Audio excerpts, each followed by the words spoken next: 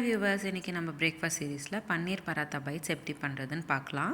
இந்த பராத்தா ஒரு healthy option, அதுவும் 10 நிமிஷத்தில் பண்ண முடிகிற ஒரு பராத்தா.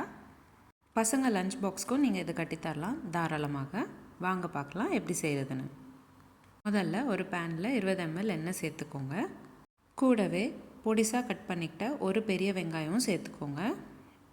நல்லா வெங்காயம் பொன்னிறமாக மாறினக்கப்புறம் தக்காளி சேர்த்துக்கணும். பொடிசாக கட் பண்ண ஒரு பெரிய தக்காளி சேர்த்துக்கிட்டேன்.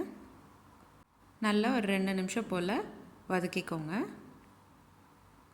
நீங்கள் இந்த பராத்தா ரெசிபிக்கு எந்த காய் நினச்சாலும் சேர்த்துக்கலாம். நான் இன்றைக்கி 3 கலர் குடமிளகா சேர்த்துருக்கேன். ஒரு 2 நிமிஷம் போல் நல்லா வதக்கிக்கோங்க. நல்லா வதங்கினக்கப்புறம் 1/4 ஸ்பூன் உப்பு, 1/4 ஸ்பூன் கரம் மசாலா, 1/4 ஸ்பூன் காரத்தூள் எல்லாத்தையும் சேர்த்து நல்லா கலந்து விட்டுக்கோங்க. 50 கிராம் போல் பன்னீர் சேர்த்துக்கோங்க. நல்லா பொடியாக்கிட்டு பன்னீர் சேர்த்துக்கோங்க. ஒரு 2 நிமிஷம் போல் வேக வச்சுக்கணும். இப்போது நான் சொன்ன அளவெல்லாம் 2 சப்பாத்தி அளவுக்கு ஸ்டஃப் பண்ணுற மசாலா சொல்லியிருக்கேன். உங்களுக்கு எவ்வளோ சப்பாத்தி தேவைப்படுதோ அதுக்கேற்ற மாதிரி நீங்கள் குவான்டிட்டி இன்க்ரீஸ் பண்ணிக்கோங்க. இப்போது நம்ம பராத்தாக்குள்ளே ஸ்டஃப் பண்ணுறதுக்கு ரெடி ஆகிடுச்சு. உங்களுக்கு எந்த மாவில் வேணாலும் சப்பாத்தி செஞ்சுக்கலாம். அதாவது மல்டிக்ரெயின் சப்பாத்தி, இல்லைன்னா கோதுமை சப்பாத்தி, ராகி சப்பாத்தி. நான் இன்றைக்கி உங்களுக்கு காட்டுறது கோதுமை சப்பாத்தியில் தான். இப்போ நான் இந்த வீடியோவில் காமிச்ச மாதிரி ரோல் பண்ணிக்கோங்க. நல்லா டைட்டாக ரோல் பண்ணிக்கோங்க. ரோல் பண்ணிவிட்டு சின்ன சின்ன பீசஸாக கட் பண்ணிக்கணும். நான் இங்கே காட்டுற மாதிரி சின்ன சின்ன பீசஸாக கட் பண்ணிக்கோங்க. கொஞ்சம் ஈக்குவலாக இருக்கிற மாதிரி பாருங்கள்.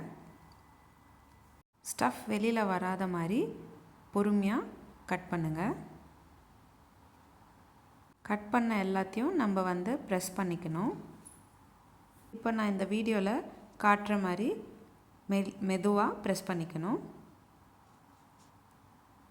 நம்ம செஞ்சு வச்சுருக்கிற ஸ்டஃப் கொஞ்சம் தண்ணியாக இருந்ததுன்னா நம்மளுக்கு பராத்தா செய்கிறதுக்கு கொஞ்சம் கஷ்டமாக இருக்கும்.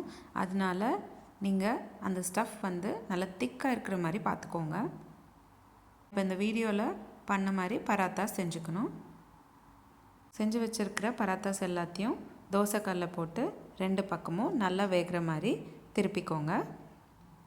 லோ ஃப்ளேம்லேயே வச்சு திருப்பிக்கிட்டு இருங்க.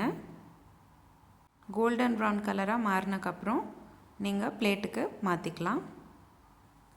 அவ்வளோதான், சிம்பிள் அண்ட் ஈஸியான பன்னீர் பராத்தா ரெடி ஆகிடுச்சு. அதுவும் வெறும் 10 நிமிஷத்தில். உங்களுக்கு இந்த வீடியோ பிடிச்சிருந்தால் லைக் பண்ணுங்கள், ஷேர் பண்ணுங்கள். உங்கள் வீட்லேயும் இந்த ரெசிபி ட்ரை பண்ணிவிட்டு எனக்கு கமெண்ட் பாக்ஸில் கமெண்ட் பண்ணுங்கள். இதே மாதிரி டெய்லி ஒரு ரெசிபி பார்க்குறதுக்கு என்னோடய சேனல் சப்ஸ்கிரைப் பண்ணிக்கோங்க. மீண்டும் சந்திப்போம் ஒரு அழகான ரெசிபியுடன். தேங்க்யூ.